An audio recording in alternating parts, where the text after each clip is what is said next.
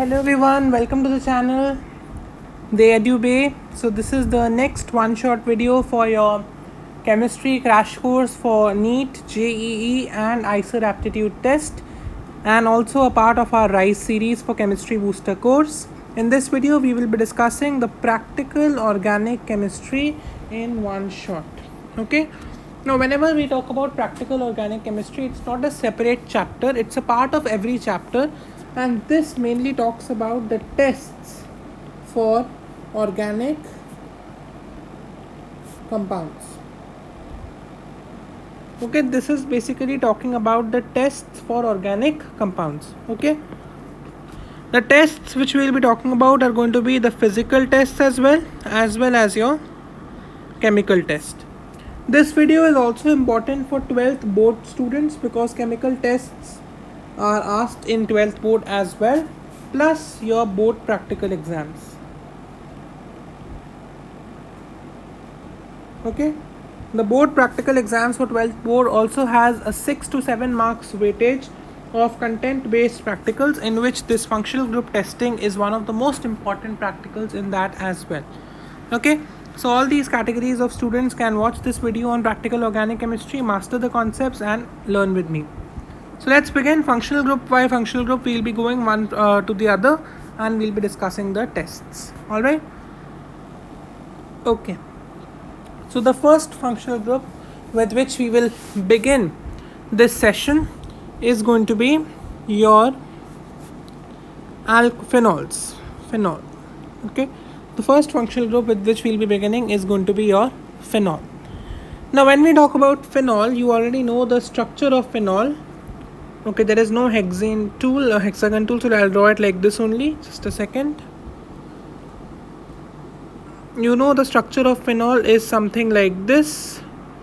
Okay, with 3 double bonds in between. This circle just simply denotes the double bonds. Okay, so this is your phenol. To test phenol, there are simple ways. I'll be talking about the most asked ways only. The first one is, to the phenol, if you add neutral FeCl3, neutral ferric chloride, you will get a violet colored complex. You don't need to remember the formula of this violet colored complex.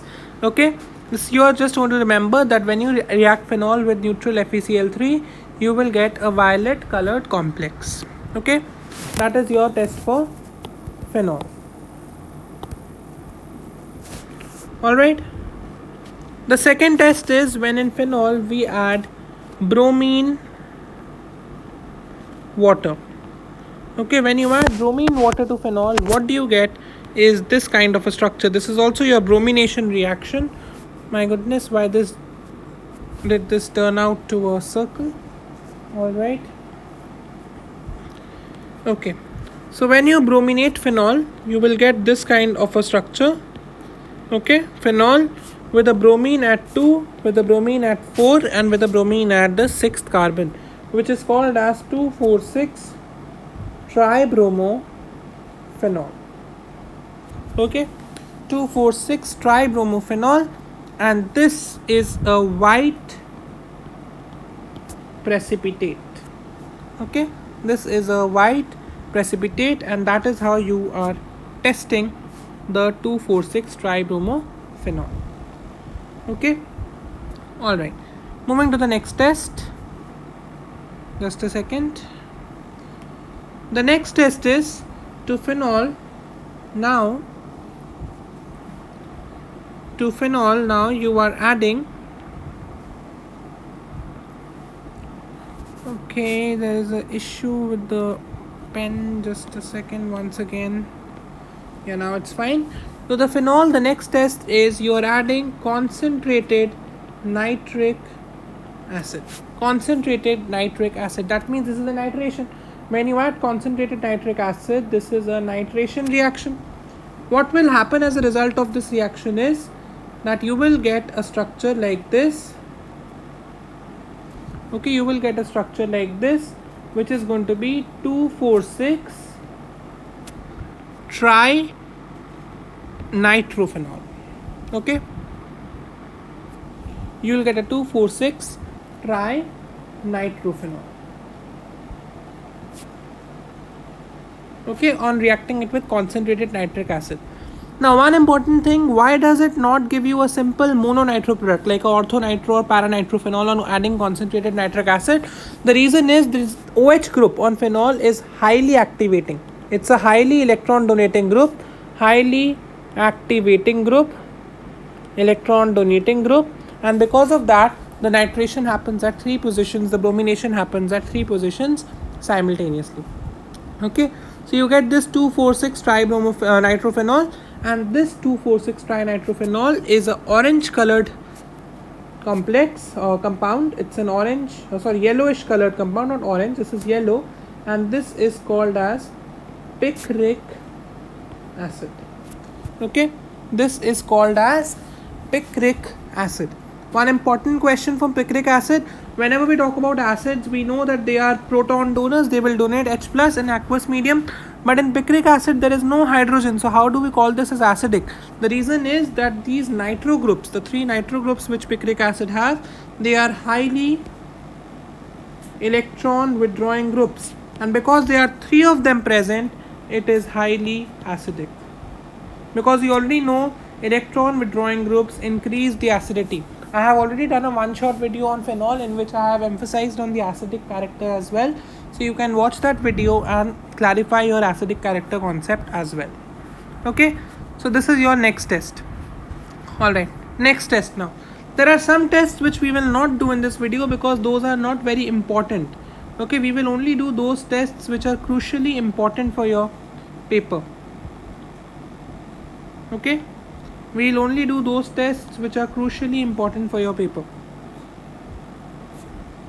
Okay, moving to the next test. The next test is azo-dye test. Let me discuss this in detail because this azo-dye test is valid for the chapter of amines as well. Okay, the azo-dye test is valid for chapter of amines as well. Now what you do here is you have phenol.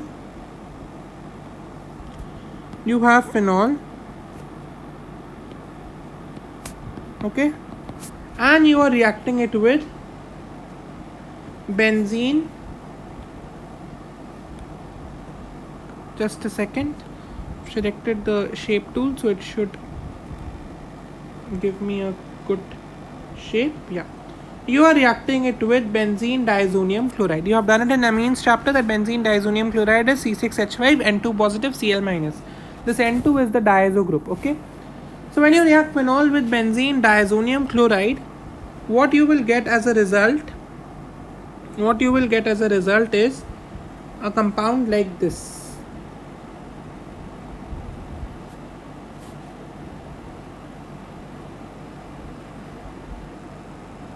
Sorry, the drawing is not getting good today. You will get a compound like this. Oh my god, this drawing is troubling a bit. I really apologize for that. Let me do it like this here so that it turns out to be correct. Yeah, that's fine. You get a compound like this, okay, which has 2 benzenes and one has your phenol like this, which is linked by the nitrogen linkage. This compound is called 2-hydroxyazobenzene. Okay, there is a hydroxy here, there is a nitrogen linkage here, which is your azo group, and they have 2 benzenes. So this compound is called 2-hydroxyazobenzene, and this compound is a orange colored dye. Okay, 2-hydroxyazobenzene is a orange colored dye, and that is your azo dye test. Okay, azo dye means you have a azo group with nitrogen, you have a dye which is orange colored, so this is called your azo dye test for phenol. That's it. So that was your chemical tests and practical organic chemistry for phenol.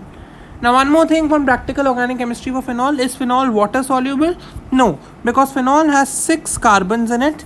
Because it has 6 carbons in it which are hydrophobic, they repel water, so that's why they are not water soluble. Okay, that's it. Alright, moving to the next compound now. Compound number 2. The compound number 2 for us are alcohols. Alcohols. Now, when we talk about alcohols, you should know the structure of alcohols is like this: ROH. This is your alcohol, ROH. The OH functional group, when present in the compound is called a alcohol. Okay. Now, for alcohol, there are two tests that you need to remember in the major thing. The first test is called as steric ammonium nitrate test. Now, what happens in steric ammonium nitrate? Steric ammonium nitrate is a laboratory reagent which is kind of reddish in color. Okay? No, it's kind of orangish, I should say. This is kind of orangish in color. You can Google it and find out the image of steric ammonium nitrate. It's an orangish colored compound. Now, what happens in this test of steric ammonium nitrate is, simply understand, when you add your alcohol plus this steric ammonium nitrate, you get a red coloration. Okay, this is not a PPT, it is a red colored coloration which is found in the test tube. So suppose, see, this is, I'll take an example for this. I have my test tube here. Wait, just a second. Okay. I have a test tube here which has my steric ammonium nitrate, and steric ammonium nitrate looks orange in color. Okay, this is my test tube. Now to this I am adding my alcohol sample. Okay, alcohols are colorless.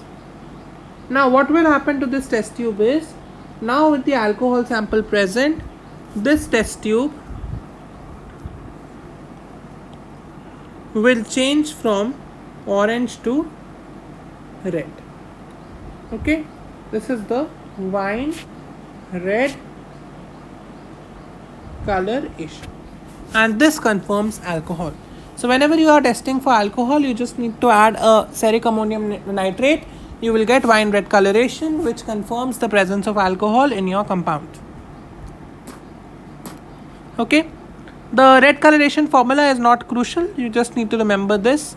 Alright, if you want the formula, you can just see it in your lab manual of the NCERT. Okay, alright. Now the next test is your Lucas test. Lucas test. Now Lucas test is not a test to detect alcohol. Lucas test is a test to separate 1 degree, 2 degree and 3 degree alcohol. Okay, 1 degree alcohols, 2 degree alcohols and 3 degree alcohol. To separate them, we are using Lucas test.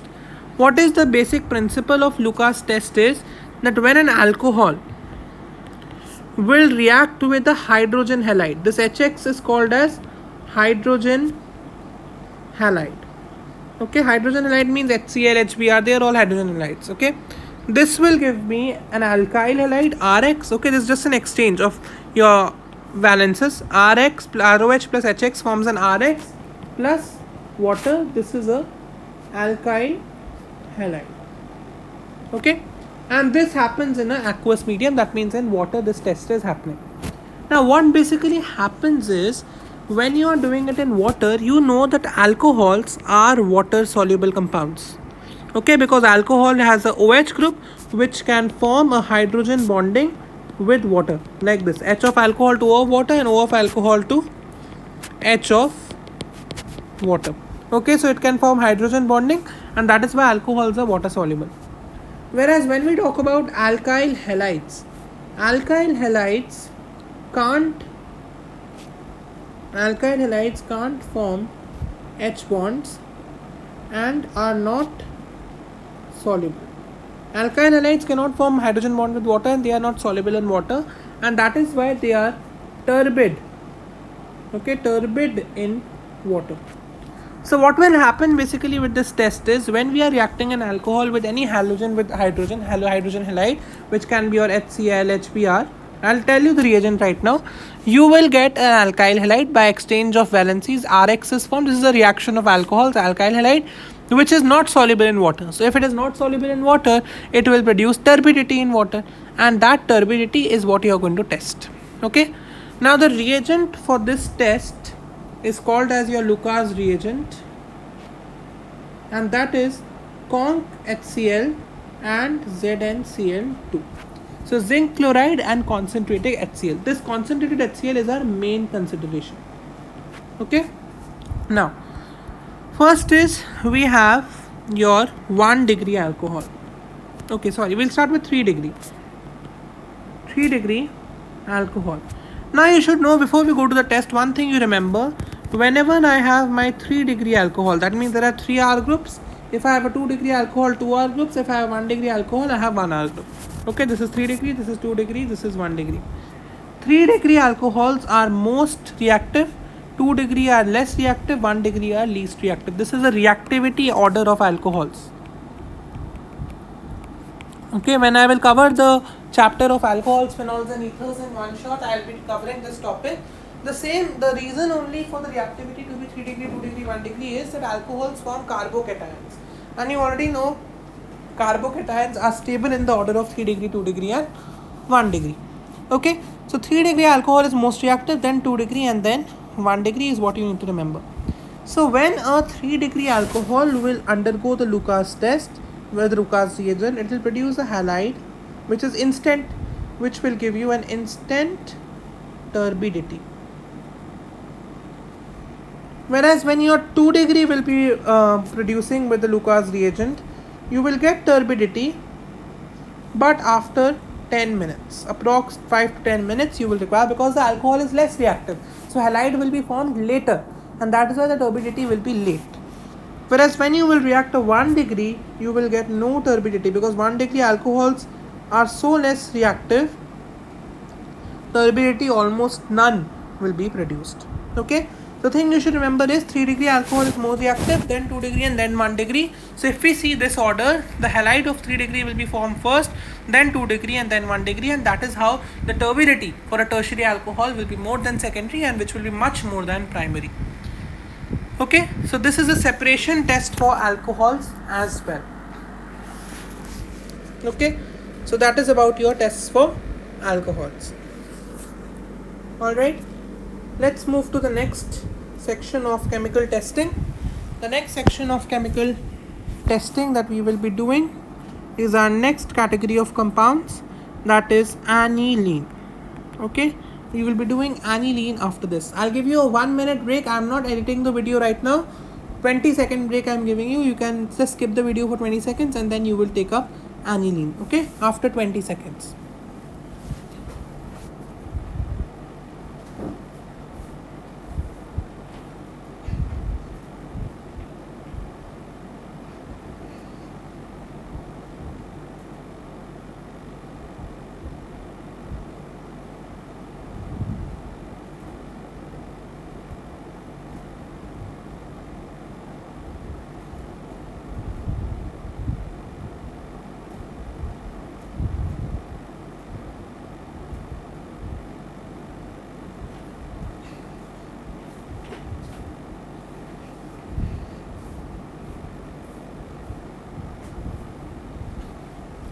Alright, so let's continue with the testing for aniline now. Now aniline you already know, you should know. If you don't know, I'll explain here. Aniline looks like this somewhat. Okay, I'll explain you the structure of aniline. It looks like this amine with benzene. Okay, benzanamine is aniline. Aniline is simply benzanamine. Okay, it has an amine with benzene, and this is okay. So this is your simple structure of aniline. Okay, simple structure of aniline. Now what are the tests that we can do for aniline? Let's understand them one by one. Alright, so the first test that we can do for aniline is bromination. Bromination, that means we are reacting it with bromine water. So what do we do in bromination is aniline reacts with bromine water, and just like phenol, aniline will also produce a 2,4,6 tribromo aniline, which is a white precipitate. Okay, just like phenol produces a 2,4,6 tribromophenol, which is a bright precipitate, aniline produces a 2,4,6 tribromoaniline, which is also a white precipitate.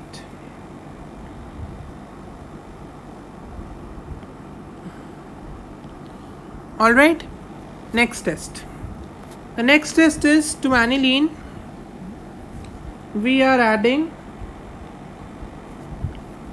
all right, this tool is a little lousy, so it sometimes just wanders in its own world. The shape tool, the app is great, but the shape tool sometimes is a little troublemaker. Okay, so to aniline we are now in the next case, we are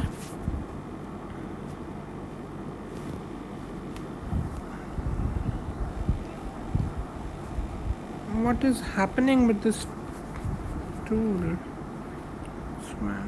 Continuing with our tests for aniline. I'm so sorry for the interruption in the video because the software had some issues. It's now okay. Alright, so we'll continue with our chemical tests for aniline. Alright, just a second. Yeah. So we were talking about the first test, that when we react aniline with bromine water, this one, when we react aniline with bromine water, we get a 2,4,6 tribromoaniline, which gives us a white PPT. This we already have discussed. Okay. Sorry, this is looking like this, 2,4,6 tribromoaniline. This we have done. Okay, moving to the next test is your azo dye. Azo dye we had done for phenol also, and azo dye is valid for aniline also. Now what happens in azo dye is, when you react the aniline with C6H5N2Cl, that is simply your benzene diazonium chloride, you will get this kind of a structure, which is called as para hydroxyazobenzene. Okay, this is called, sorry, para amino azobenzene. Okay, this is called as para amino azobenzene. All right, when is it called para amino azobenzene? When you are reacting aniline with benzene diazonium chloride. Structure is like this: the two benzene rings are linked by a diazonium group, okay, which is simply N double bond N. Okay, and you have a amine at the para position of another benzene. Alright, so that is why you call this as para amino azobenzene. Okay, now as we are calling it a dye test, so a dye will be formed and the dye will be yellow in color. For phenol, the dye was orange in color, whereas for aniline, the dye is yellow in color. Alright, so that's how you can distinguish them. Fine. Next test. The next test is when you react aniline with chloroform. Chloroform is written as CHCl3 and KOH.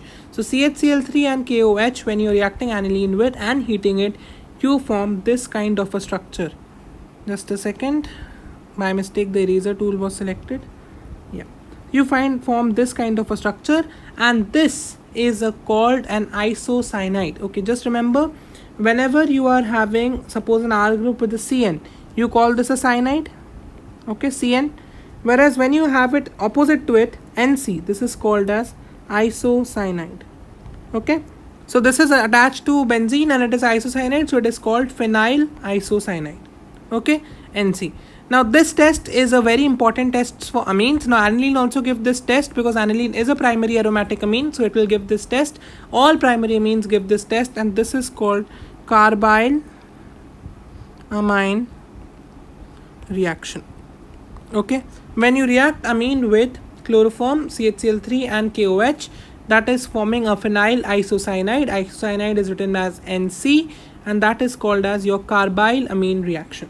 Okay, we will discuss carbyl amine reaction once again when we do the test for normal amines. Okay, so this is also given by aniline. How do you diagnose it? By a foul smell. Okay, isocyanides have a very bad smell. All right.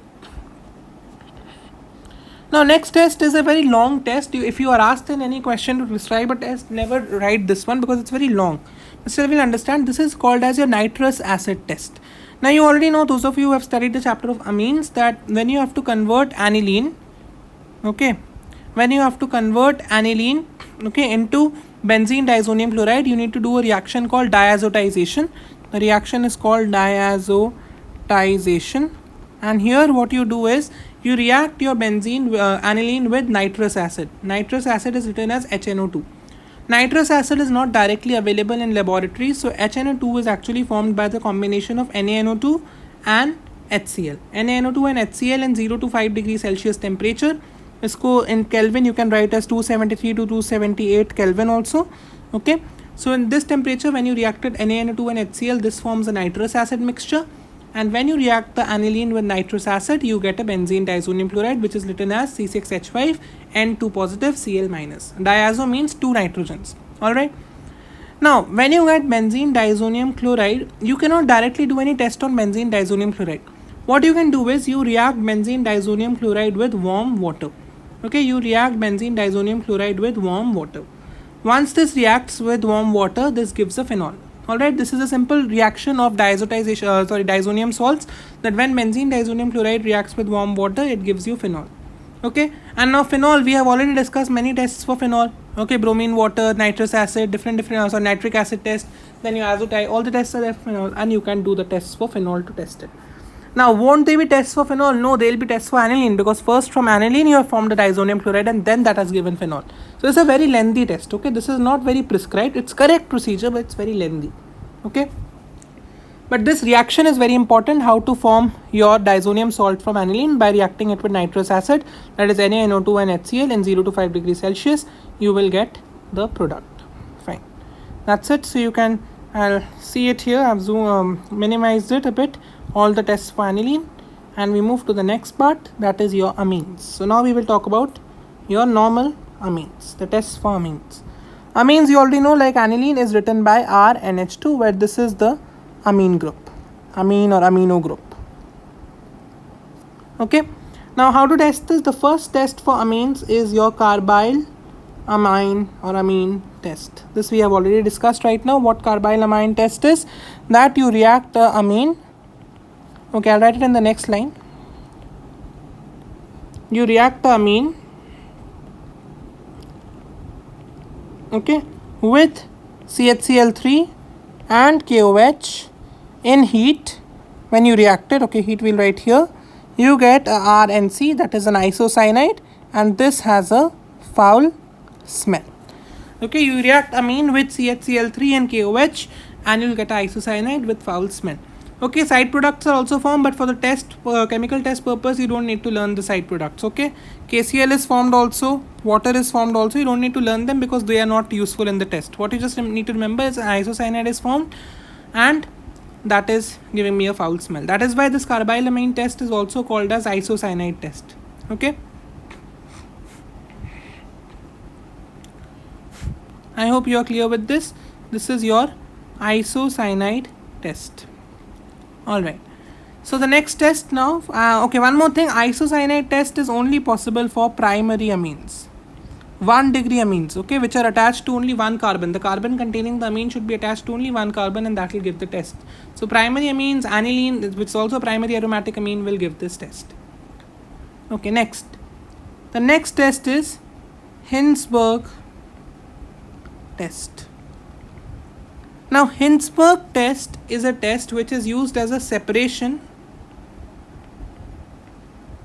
for 1, 2 and 3 degree amines. Just like in alcohols you had a separation for by Lucas test, in Hinsberg test you can do separation for 1, 2 and 3 degree amine. What is the reagent for Hinsberg test? The reagent for Hinsberg test is a benzene with SO2Cl, which is called as benzene. This group you should know is also called the sulfonyl chloride group. This is a functional group which is there in the NCERT of class 11th. SO2Cl is sulfonyl chloride. Okay, so benzene sulfonyl chloride is what is our Hinsberg reagent. Okay, now what do we do here? As it is a separation method of different categories of amines, all the different categories would react differently. Okay, so all the different categories would react differently. So let's take it from 1 degree. You have a 1 degree amine which is RNH2. This reacts with your Hinsberg test, that is reagent C6H5SO2Cl. What will this form? Now, to remember the products of this test, there is a simple trick you can use. Just remove HCl. Okay, remove HCl and you will get the product. Okay, so the side product of this test is HCl. Just remove the HCl. Okay, R and H2, just remove HCl. The Cl is gone, and suppose one H is gone from here, so this is going to form R N H C6H5 SO2. This is formed. Okay, I'll remove the H from here because this is a benzene ring. From removal of this is difficult. I'll remove one H from here. Alright, this is my product of the first test. This is your product. Now, what is special about the product that we can use as a test? The special thing about the product is simple. You can see there is a hydrogen here. This hydrogen can be removed easily. And if a species can remove hydrogen easily, that means it is a hydrogen donor, which is an acid. So this is an acidic species. And if you have an acidic species, you already know that an acid will definitely react with an alkali. Alkali is a water soluble base. So it is reacting with alkali and it will form a salt which is soluble. So that is what I am trying to say here. When the 1 degree amine will react with your benzene sulfonyl chloride, it will form a compound which has an alpha hydrogen, or not an alpha, an extra hydrogen, which it can donate. If it can donate hydrogen, it is an acid. Acid will react with the base and salt will be formed. And salt is what? Water soluble. So this is soluble alkali product.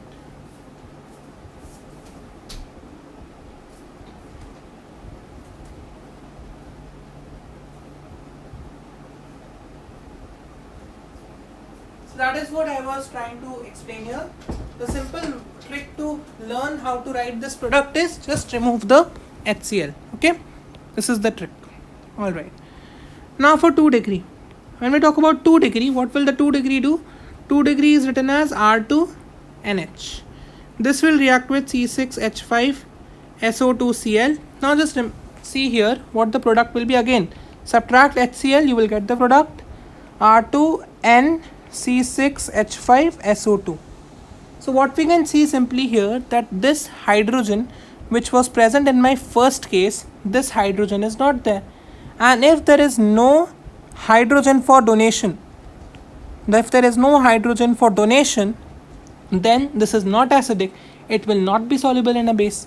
So this is not soluble in base or alkali. Now you will be thinking that there are 5 hydrogens here, so can't they make acidic? No, they will not. The simple thing you can remember is these 5 hydrogens are in the benzene ring, so they will not be able to donate easily. Okay, we need a hydrogen here, and this hydrogen, because of the secondary nature of this amine, this hydrogen is not present, and because it is not present, it is not acidic, and that is why it is not soluble in alkali.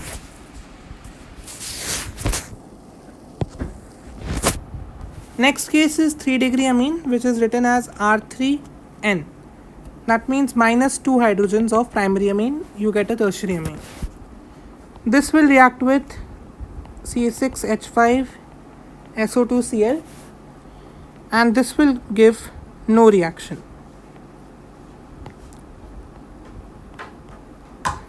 Due to some special mechanism reasons, the reaction of a 3 degree amine is not possible with benzene sulfonyl chloride. That means no reaction, so no product. So that is how with Hinsberg reagent test, an easy separation of 1 degree, 2 degree and 3 degree amines can be done. Okay, so that is what I was trying to explain here. Alright, the final test is your nitrous acid test. Now in nitrous acid test, just remember one thing.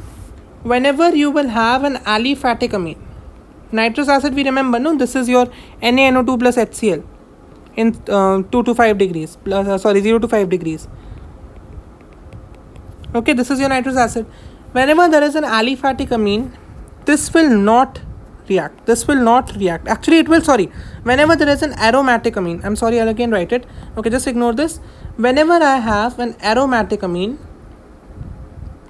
which I will react with your HNO2, nitrous acid, I will get a RN2Cl, okay, a diazonium salt which is stable. This will be a stable diazo. Okay, why is aromatic diazonium salt stable? This you must have studied, that this is due to stabilization by resonance effect. Aromatic species have resonance effect, that is why the aromatic diazonium salt is stable. Whereas when you will have an RNH2, aliphatic amine, which is reacting with HNO2, this will form an aliphatic diazonium salt, that is a straight chain diazonium salt or a branch diazonium salt, RN2Cl. But this, in aliphatic systems, resonance effect does not work. That means this is going to be unstable. Like this in brackets we write because this is unstable. Now if this is unstable, so what is going to be the case then? This will react with moisture. If anything is unstable, it is reactive. It will react with moisture, that is simply your water, and you already know when a diazonium salt reacts with water, it gives you a alcohol. Because see, in aniline, when we discussed, the diazonium salt reacted with warm water to give a phenol. So in aliphatic system, the diazonium salt will react with warm water to give you the alcohol. So this gives an alcohol, and you can test the alcohol simply. That is what you can do. Aromatic species will react with diazonium salt to become with nitrous acid to become a aromatic amine I'm talking about, will become a stable diazonium salt. So you will not be able to test anything there. You can do azodize and all, but otherwise no test. But whereas the aliphatic one is unstable, okay, because there is no resonance here in aliphatic system. So this will react with the moisture in air. It will get oxidized. It will be turning into a alcohol. Okay, an alcohol, you have different tests for alcohol, cyric ammonium nitrate, Lucas, all the tests are there which you can do. Okay, so that is how you do the nitrous acid test for amines. Okay, that was very simple. Now moving to the next category of functional group. So this was all about amines. Moving to the next category of functional group is your carboxylic acids.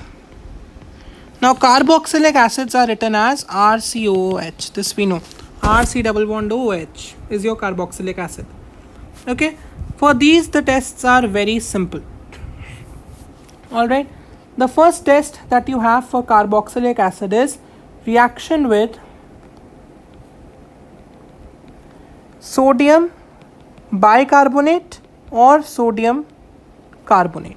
Okay, now when I am talking about carboxylic acids, I am including benzoic acid as well. Okay, all aliphatic, aromatic, all carboxylic acids will give these tests.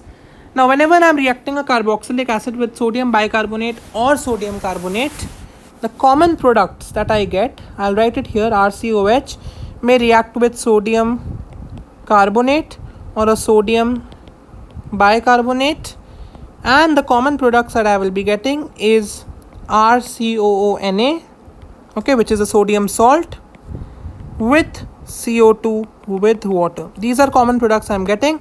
What I am interested for testing is in the CO2. You have already done in your chemistry laboratories in very earlier classes as well that CO2 always, whenever in a process carbon dioxide is evolved, it has two main properties: a brisk effervescence. Effervescence is just like a hiss type of an effect, and a sound of hissing sound. Okay, hiss kind of that. That is an effervescence. You can see it on Google or at YouTube.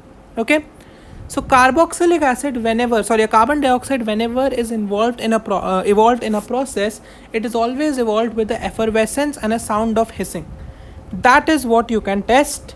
And if your species which is reacting with sodium bicarbonate or sodium carbonate forms this carboxylic acid, gives this brisk effervescence, it's a carboxylic acid. That is simple. Okay, whether it's a normal carboxylic acid, a benzoic acid, anything will give this test. When I'm talking about benzoic acid, I'm talking about this benzene with a carboxylic acid. Alright, moving to the next test. The next test is a common test which I have not taken up in the time of the alcohols, but this is a common test for alcohols and acid, okay, which is your esterification. Now esterification, what happens is you have a RCOH or R-COH, you react a carboxylic acid with an alcohol.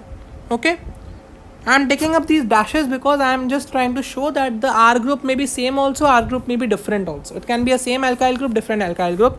When you have a carboxylic acid and an alcohol together, you get a species called RCOOR dash, RCOOR dash, or R dash COOR double dash, whatever you have taken the R groups. And this species is called an ester. And ester, the characteristic, the test for ester is a sweet, fruity smell. You have learnt it in basic properties of esters that ester is RCOR-, which is a compound formed by the mixture of an alcohol and a carboxylic acid. And this compound has a sweet, fruity smell. So that is what your esterification test is. One important thing, this test is done in concentrated sulfuric acid. Okay? Because the reason is that because with the ester some amount of water is also formed. Now concentrated sulfuric acid, you know, is a very good dehydrating agent. Concentrated sulfuric acid is a very good dehydrating agent. So it will remove this water, and once it will remove this water, just apply your Le Chatelier's principle. Whenever a reaction reaches equilibrium, the side in which you change, equilibrium tries to oppose it. So you are reducing the product, equilibrium will try to maximize the product. That is what Le Chatelier's principle is. Okay, and you will get maximum ester. That is why we use concentrated sulfuric acid. This is a very important question for the boards. Okay. Concentrated sulfuric acid is used because it will remove the water which is formed along with the ester, and removal of water will shift equilibrium to the right hand side, that means to the product side, and more product will be favored according to Le Chatelier's principle.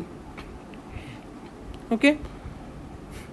One more important point, suppose you are asked to distinguish between an alcohol or a carboxylic acid. Okay, suppose the question is give a distinguishing test between phenol and benzoic acid.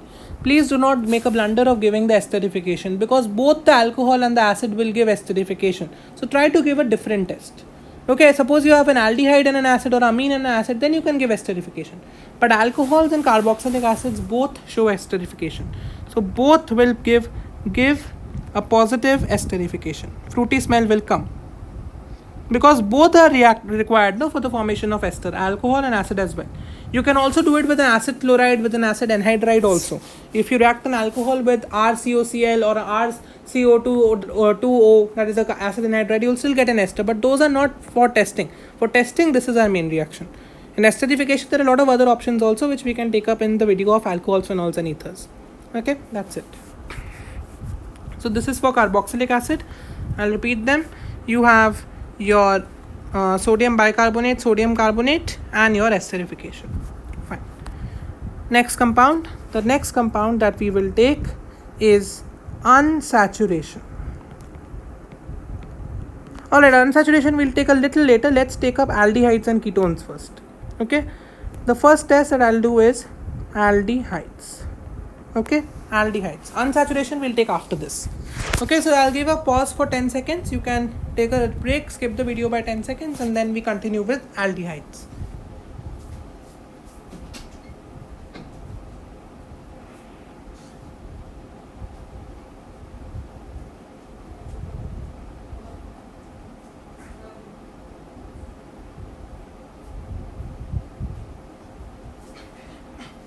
Okay. So moving to aldehydes, you know aldehydes are carbonyl compounds. The functional group they have is RCHO. That is why they are called as carbonyl compounds. Carbonyl means oxygen will have a double bond. Okay, oxygen in aldehydes has a double bond. Fine. For aldehydes, what are the tests you have? And these are very, very important also. The first test you have is Tollens test. Now what is there in Tollens test? Here you have an aldehyde RCHO. This reacts with the Tollens reagent, which is called as ammonical. Okay, I'll write the name in the line below. I'll write the formula here. It is called as ammonical silver nitrate. Now ammonical silver nitrate is AgNH3 2, like this. It's a complex compound, ammonical silver nitrate. So when an aldehyde reacts with ammonical silver nitrate, which is the Tollens reagent, you also have Tollens reagent preparation, which is for both practical purposes. You need to remember that. Okay, for JEE NEET there is no requirement of remembering the preparation, but for both practicals sometimes they may ask also. Okay, so please do remember it from your lab manual. It is given very well in your lab manuals, so you can read it there. So aldehyde reacts with ammonical silver nitrate, and and they will produce a silver mirror which is used for the diagnosis of the test. This is giving you a silver mirror, okay, or a silver precipitate plus RCOO minus, a carboxylic acid salt or a carboxylate anion, and your side products, which are not very important to remember. The thing to remember is whenever you are reacting an aldehyde with ammonical silver nitrate, which is the Tollens reagent, what you get in the test tube is a silver mirror. So I'll show you what kind of mirror it is. Like that, this is suppose your test tube. You will get something like this. Okay, on the deposit sides you will have some silvery deposits, which is a precipitate of the silver metal. Okay, and that is called as your Tollens test. One thing to remember, Tollens reagent and the Fehling's reagent, which we'll be talking about right now, they are all good oxidizing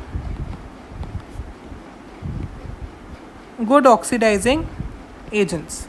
That is why the aldehyde is oxidized to a carboxylic acid salt, because the oxidation goes on like this: alcohol to aldehyde to carboxylic acid.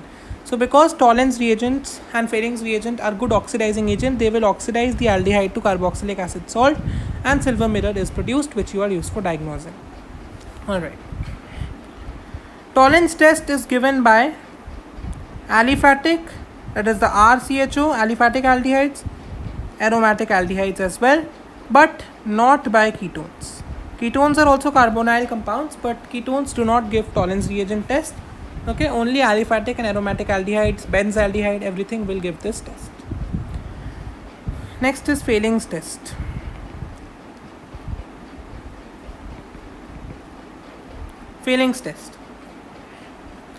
Fehling's test also is given by aldehydes only, but the thing to remember is only aliphatic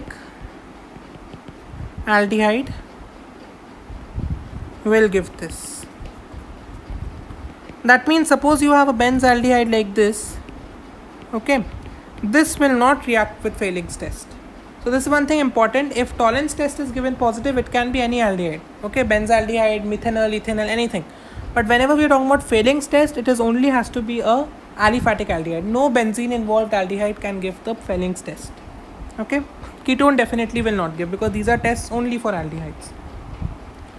Now in Fehling's test, you have two solutions mainly. Fehling A, the reagent I am talking about, okay, Fehling A and Fehling B. Fehling A is called as copper sulfate.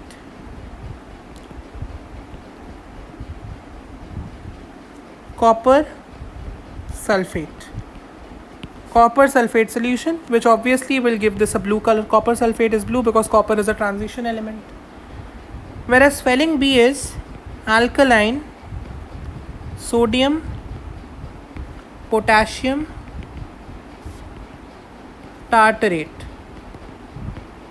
which is also called Rochelle salt. This is colorless.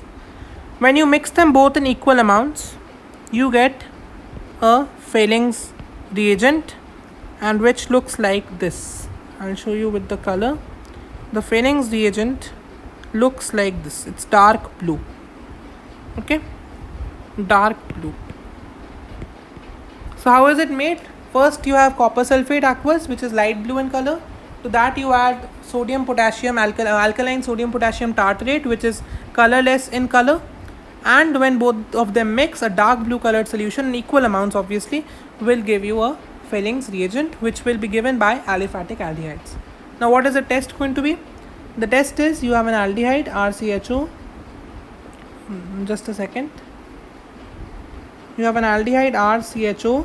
This reacts with Fehling's reagent. For Fehling's reagent, we write like this, Cu2 positive, because this is having copper sulfate aqueous. It's blue in color. The blue in color only is because of copper 2 positive ions, which are blue in color. So reacted like write it like Cu2 positive. This gives RCOO minus. Okay, why this RCO minus? Because again, all aldehydes and ketones are good reducing agents, and all these tests which we are doing are good oxidizing reagents. Okay, this is a good oxidant. All the reagents, Fehling reagent, Tollens reagent, iodoform reagent, which we'll take after this, all of these reagents are good for and are good oxidizing agents. So they will oxidize aldehydes to a carboxylic acid salt because they are good oxidizing agents. Plus copper oxide plus your side products. Now what we are interested in testing in this test is the copper oxide. The copper oxide is a reddish brown PPT. So your Fehling's reagent after heating, generally this comes after heating, when you heat this, the Fehling's reagent gives you a reddish brown PPT. Okay. So when we talk about Fehling's test, you're reacting the aldehyde with the mixture of the two solutions, which is generally a composition of copper to positive ions. These are oxidizing agents, so that they will change the aldehyde to a carboxylic acid salt or a carboxylic acid ion, and copper 2 oxide, cuprous oxide is going to be formed. Cuprous oxide is a reddish brown PPT. Okay, cuprous oxide is a reddish brown PPT, and you will get that for your test. One important thing to remember, both the Fehling's and the Tollens test happen in NaOH. This I by mistake forgot to tell.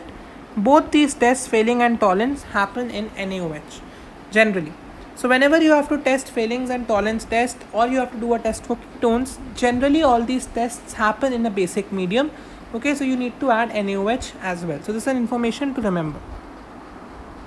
Okay, all right. So that is about your Fehling test.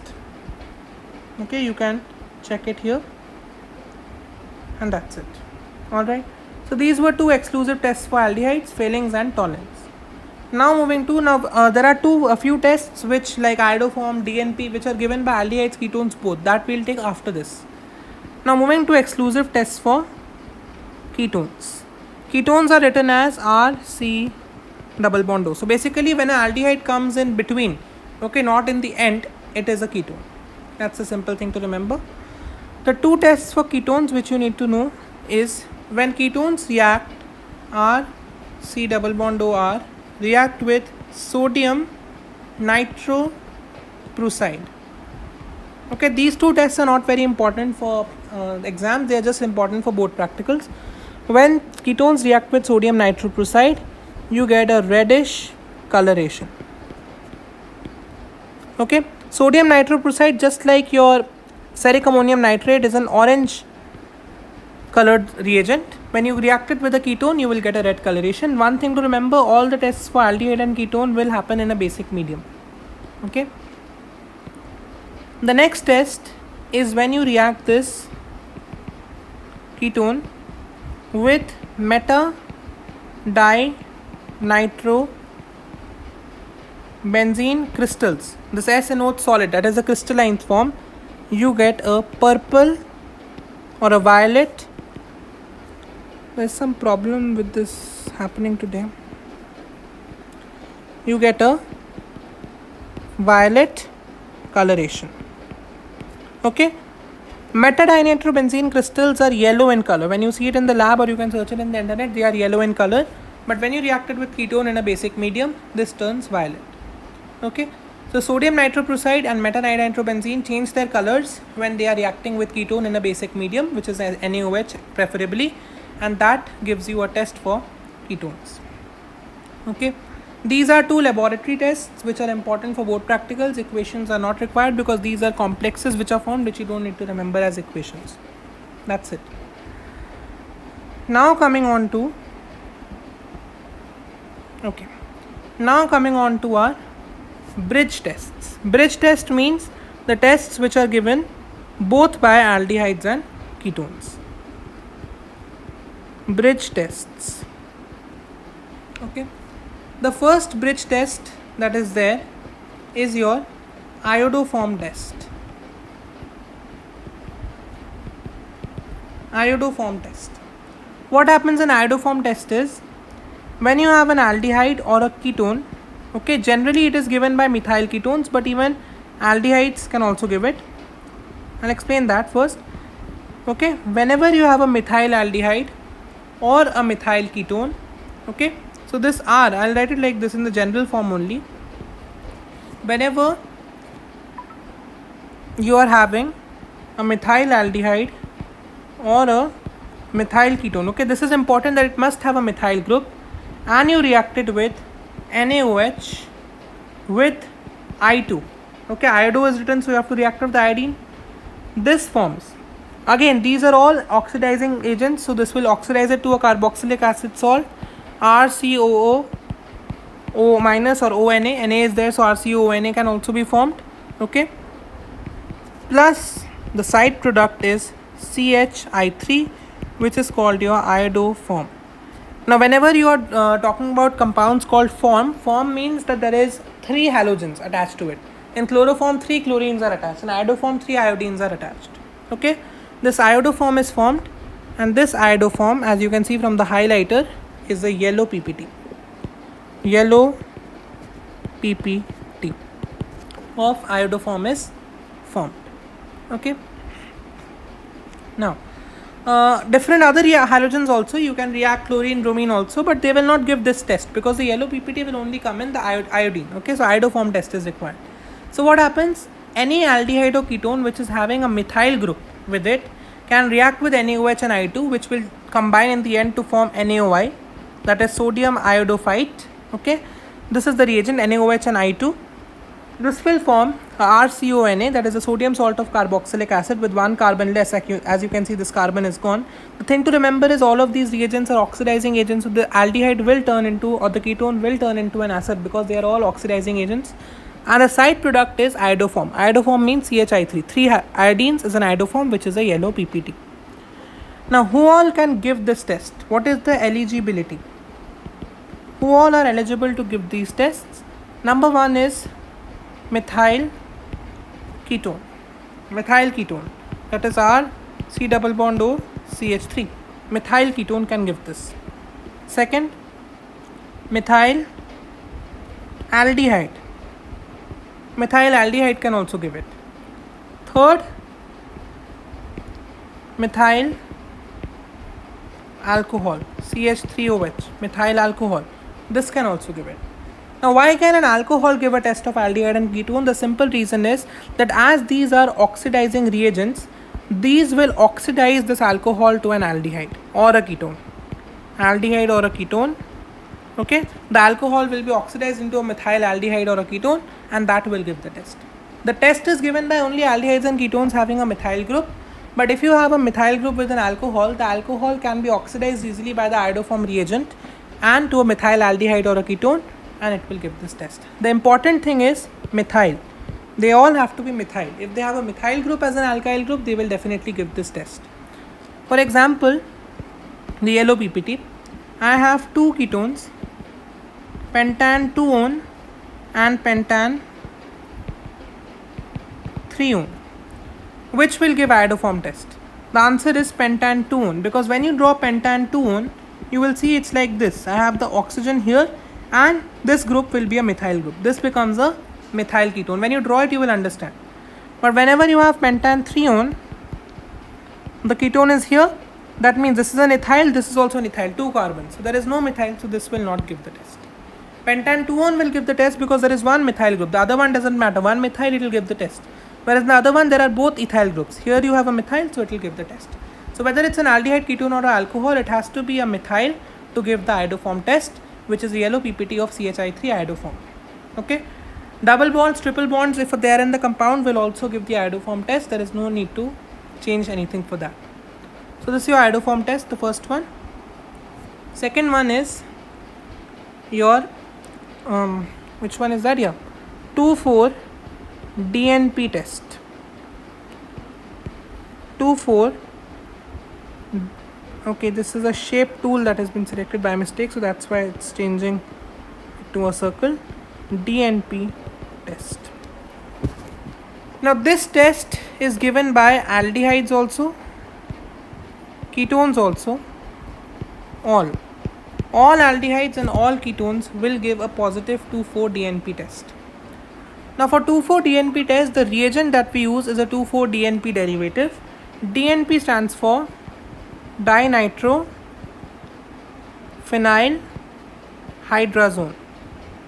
Okay, the structure of this is discussed in the section of ammonia derivatives of this chapter, aldehydes and ketones.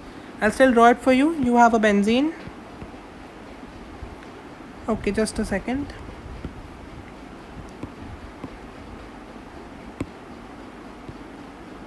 you have a benzene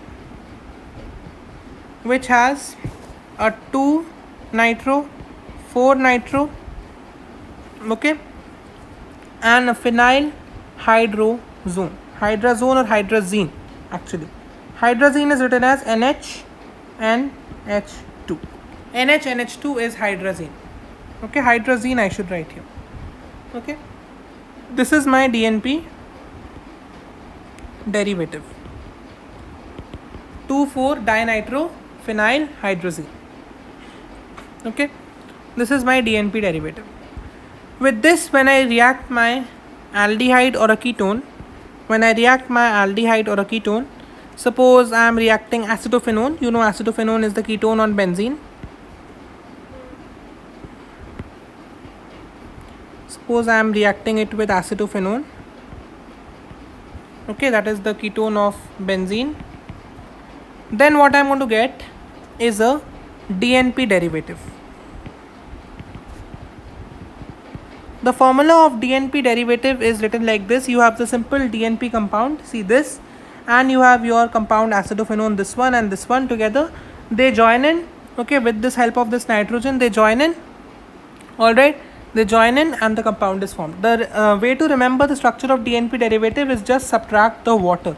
From this you subtract the water, the 2 hydrogens from here, the oxygen from here, you will get DNP derivative. Let me draw it and show you. Okay, let me do it here. Okay, I have my carbon which is linked to the nitrogen. I have removed the water, okay, NH, then I have the NO2. These are not removed, only your carbon and nitrogen are removed. NO2, and you had your CH3 here. Okay, so just the water has been removed and you get this DNP derivative. Okay, that is the thing.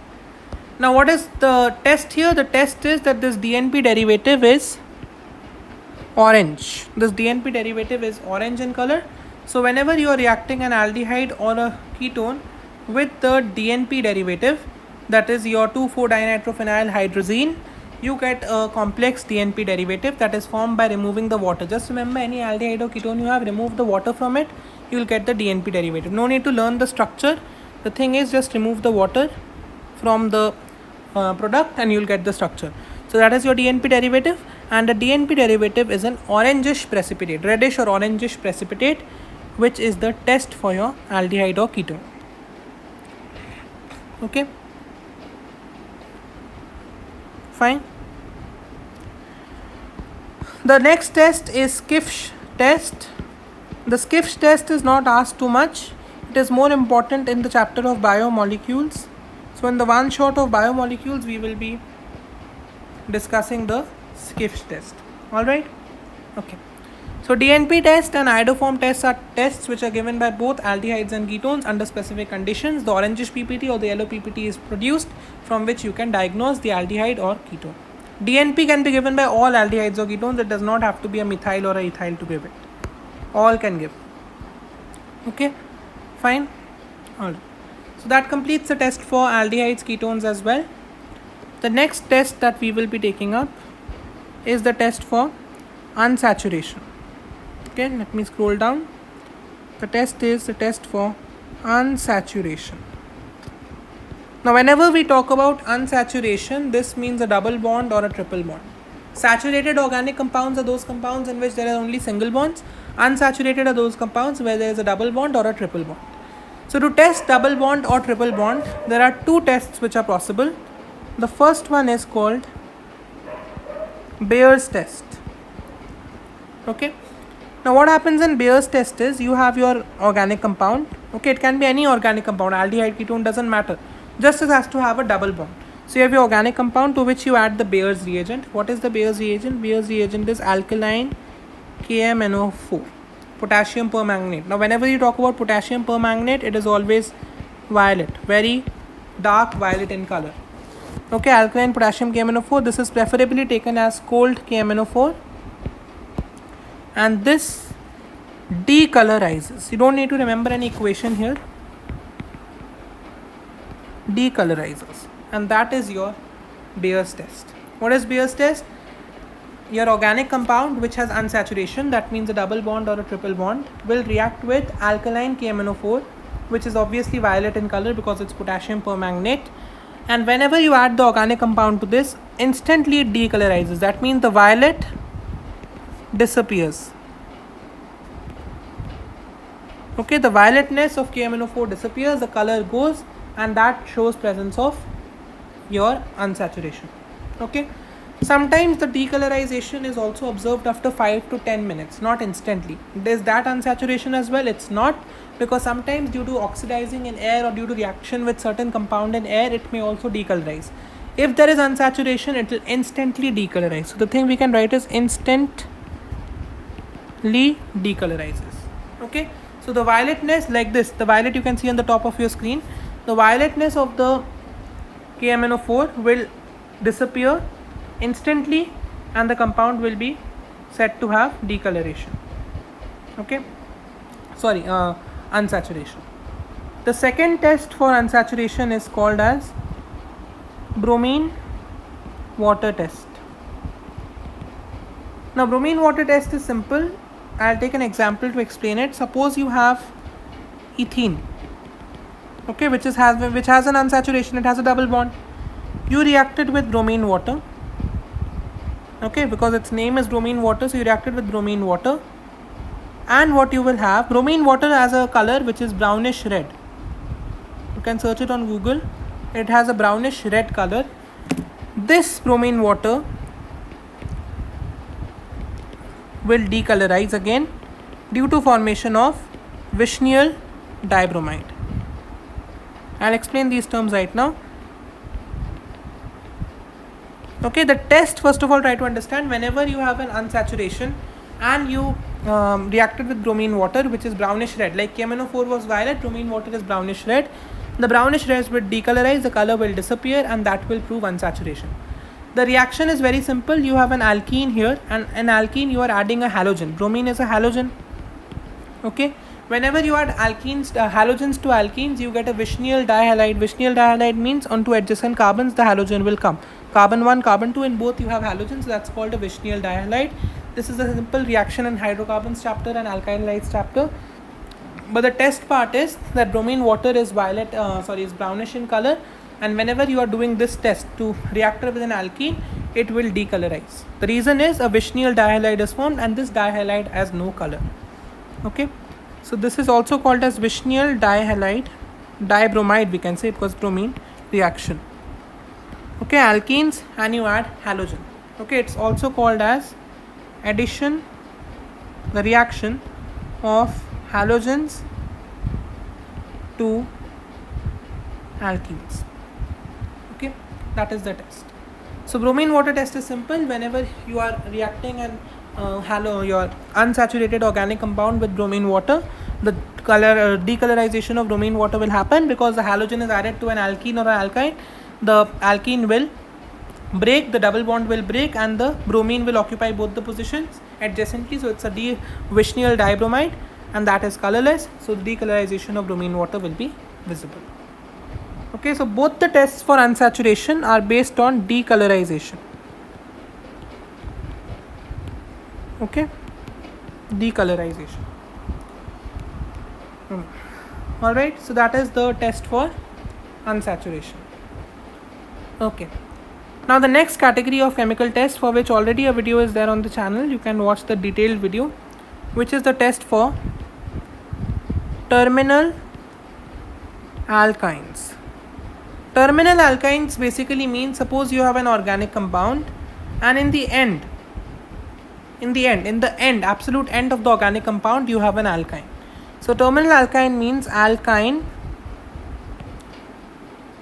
at the end. For example, you have a butane compound and you have an alkyne in the last two carbons, the end. That is a terminal alkyne. So for terminal alkyne, there are 3 to 4 tests which can diagnose a terminal alkyne. So we'll be discussing the tests one by one. Okay. So coming to the first test, just a second, there is some issue going on. Let me just... Good evening. So in today's class, we'll be talking about chemical tests for terminal alkynes, class 11. Okay.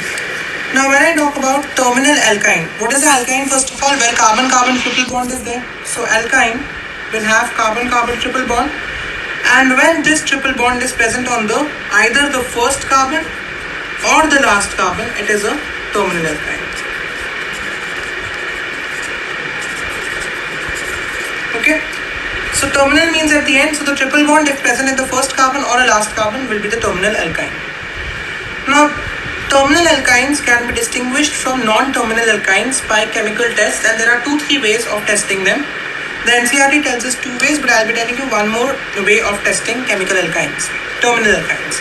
So let's begin with the tests. The first way is, if I have a terminal alkyne, so I'll denote it like this. This is a bond line formula, okay, for some other carbon or some chain which is present there, and I have hydrogen here.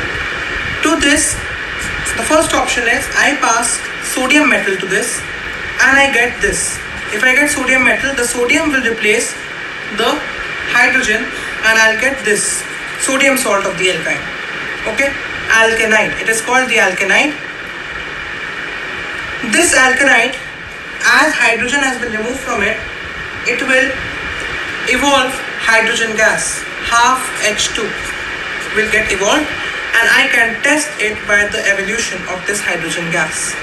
Let's understand again.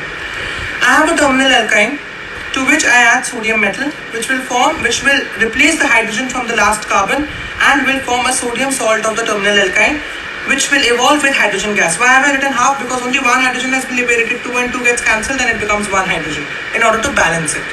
And evolution of hydrogen can be tested and becomes a chemical test. Coming to the next method. The next is, to this I add sodamide. Sodamide is NaNH2. Okay, this is called sodamide. NaNH2. And if I add this, what will happen to this terminal alkyne is that the hydrogen will get replaced with the sodium. Again, the sodium salt will be formed. But what will be evolved is not hydrogen in this case, because in this case I have hydrogen here also, and here I have 2 hydrogens here and 1 hydrogen here. So it will form NH3, ammonia. Okay, and ammonia gas will get evolved. How to test it? The ammonia gas has a smell. It has a specific smell is there of ammonia gas, which we can test. Okay, it has a bit foul smell, which we can test here. So understanding it again, I have the terminal alkyne and I have added sodamide NaNH2 to it, and due to that reaction, again the sodium salt of the terminal alkyne has been formed, which is the Na salt, plus because NH2 is left here and 1 hydrogen, NH3 ammonia gets evolved with the specific smell, which we can test. Okay, the last method is if I add ammonical. This is the name of a salt, ammonical copper chloride, Cu2Cl2, ammonical copper chloride. If I add, then the terminal alkyne, the hydrogen will get replaced by copper. Okay, and it will form the chlorine which is there, the hydrogens which are remaining will form a PPT which is reddish in color. So this will occur with the formation of a red PPT. PPT is an insoluble substance and we can detect it easily. Okay, is that okay? Fine. There is another method as well, so I'll just tell you that also. To this terminal alkyne, if we add ammonical silver nitrate, AgNO3, we add silver nitrate, then again here silver salt will be obtained. From the nitrate the silver will go and the silver salt will get obtained, and the PPT which will be formed will be white in color, white PPT. Okay, again this white PPT is also insoluble and we can test it. Fine. Out of these methods, these 2 are the methods which are prescribed by the NCERT. Okay, these 2 are additional methods often used in competitive exams. So revising all the 4 methods once again. for testing a terminal alkyne. If I pass it through sodium, I'll get a sodium salt of the terminal alkyne with hydrogen evolving, and I can test the evolution of hydrogen gas. Second is, if I add sodamide to the terminal alkyne, I will again get a sodium salt, and I will evolve NH3 gas with a foul smell, which can be tested. The next two methods are using ammonical copper chloride. If I do, then the copper will form a salt with the terminal alkyne, and a red PPT which is insoluble will be formed. The last method is, in this terminal alkyne I add ammonical silver nitrate, which will lead to the formation of the silver salt, and the silver salt will form the white PPT which is insoluble and can be tested. Okay, so always the salt will be formed by the metal.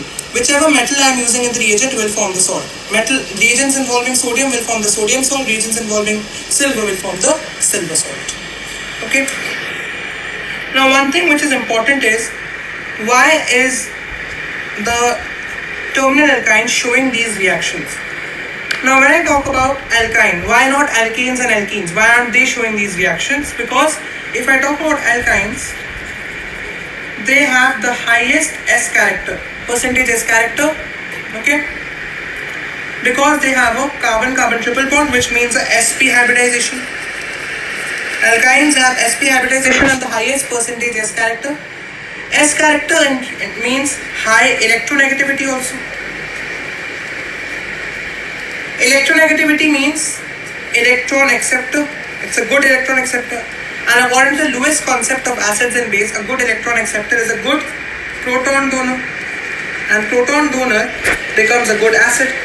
So that's why terminal alkynes, because of their high electronegativity, so that they accept electrons, become good donors of protons due to the percentage S character. And because they become acidic, they react with these bases. These are all basic reagents, and they form the salt and evolve specific things which we can do the test. These are all basic reagents. Okay. So because of this, so we can conclude here, because of the acidity factor, alkynes give these tests, but not alkenes and alkenes. Okay. Now what kind of questions I can be given from here? I can be given but2-ine, and I can be given but3-ine. But2-ine is not terminal, but3-ine is terminal. So how to distinguish with them? In both we can pass any of the following, and the result will be obtained in but3-ine but not in but2-ine.